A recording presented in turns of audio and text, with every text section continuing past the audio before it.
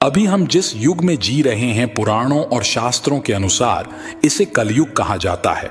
कलयुग से पहले भी बहुत से युग हुए हैं। उन्हीं में से कुछ युग हैं त्रेता युग, द्वापर युग और सतयुग।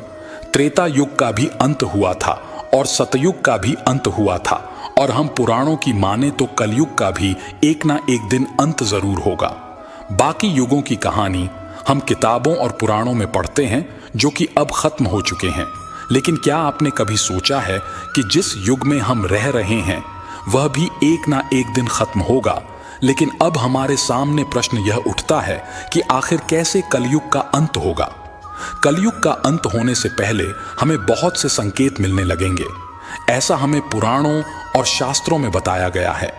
यदि हम पुराणों की माने तो कलयुग में पाप अपनी चरम सीमा पर होगा। लोग एक दूसरे पर अत्याचार करेंगे।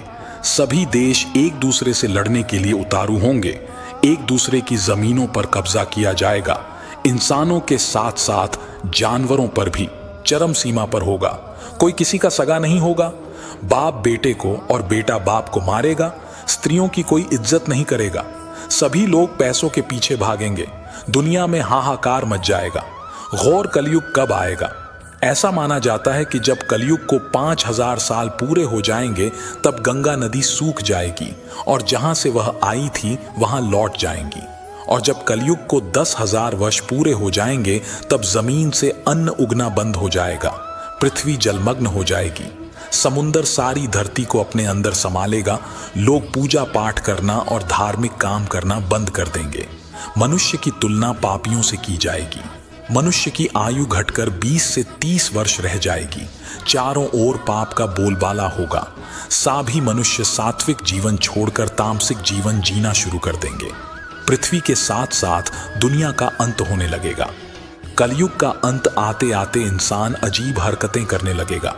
कलयुग का अंत आने के बाद कलयुग का नामो निशान मिट जाएगा। पृथ्वी जलमग्न हो जाएगी। चारों ओर प्रलय आ जाएगा। कलयुग का अंत कैसे होगा?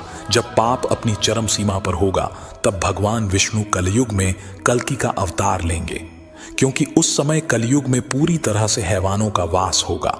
पुराणों के अनुसार धरती पर कल्कि अवतार का जिक्र मिलता है।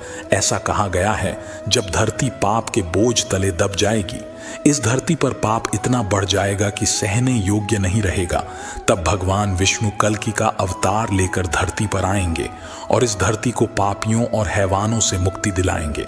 कलयुग के बाद क्या होगा? जब कलयुग पूरी तरह से समाप्त हो जाएगा तब सृष्टि अपने जीवन की शुरुआत फिर से करेगी।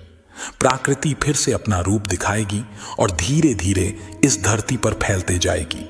इंसान भी दोबारा जन्म लेंगे और एक नए युग की शुरुआत होगी। इस नए युग में ना तो कोई पापी होगा और ना ही कोई हैवान होगा। सभी इंसान मिलकर साथ में रहेंगे और सात्विक जीवन जिएंगे।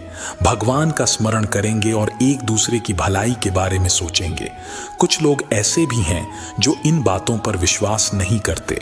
कुछ लोगों का मानना है कि कलयुग जैसी कोई बात नहीं होती। इंसान चाहे तो अपने जीवन को सुधार कर कलयुग को ही सतयुग बना सकता है, लेकिन आज के समय में ऐसा संभव होते नहीं दिख रहा है। आज के समय भी मनुष्य एक दूसरे की जान का प्यासा है, एक दूसरे की भलाई के बारे में नहीं सोचता। यदि मनुष्य अपनी इन आदतों को बदल ले और एक दूसरे का भला चाहते हुए सात्विक जीवन जीना शुरू कर दे तो हमें कलयुग के अंत की जरूरत नहीं पड़ेगी। हम कलयुग में ही सतयुग को जी पाएंगे। आपके क्या विचार हैं इसके बारे में हमें कमेंट में जरूर बताइए।